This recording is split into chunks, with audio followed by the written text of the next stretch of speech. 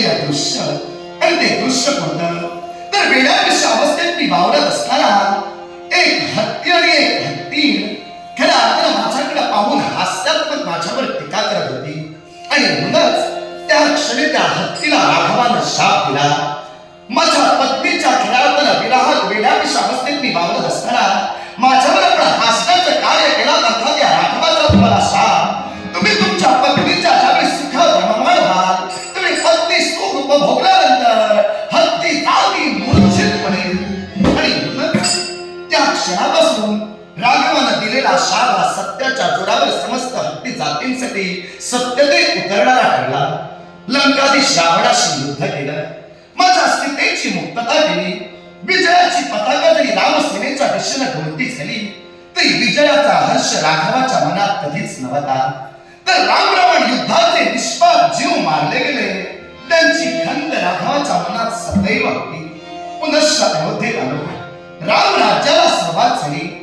अयोध्येचा नृपदंड हाती घेतला आणि सकल जनतेच्या हितासाठी आजपर्यंत मी झिटण्याचं कार्य करतोय. पारंपरिक प्रतिस्पर्धी म्हणून ज्यांच्याकडे पाहिलं गेलं ते नकुल आणि सर्प, व्याघ्र आणि धेनू स्वतःचा वैभव विसरले आणि या माझ्या अयोध्येच्या राज्यात एका कुंडात चारा पाणी खाताय.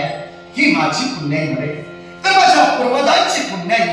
ज्या माझ्या पूर्वजांनी स्वतः मातीच्या खापरातून भोजन ग्रहण केलं आणि दानाचं महत्व या विश्वात पटवून दिलं आणि त्यायोगे कुबेराला सुद्धा माझ्या अयोध्येत धनवर्षाव करावा लागला. त्या माझ्या पूर्वजांचं स्मरण केल्याशिवाय अयोध्येच्या सुवर्णमय राजसिंहासनी राजाने स्वतः कधी अवस्थित चालवले आणि म्हणूनच मनात केलेली प्रतिज्ञा या जनतेच्या इच्छा परिपूर्णतेसाठी मी माझं आत्मसमर्पण करेन. त्या दिवसापासून माझी काया चंदनाप्रमाणे लाखांच्या हितासाठी मी खऱ्या अर्थानं झिजवतोय. तेव्हा या अखिल मानव जातीला माझं एकच सांगणं आहे, धर्माचं आचरण करा आणि नीतिमत्तेनं वागा. हा प्रभू सदैव तुमच्या कल्याणार्थ तत्पर आहे, सदैव तुमच्या कल्याणार्थ तत्पर आहे, सदैव तुमच्या कल्याणार्थ तत्पर आहे. सौख्य दे तुम्हाला हा प्रभू शांती दे.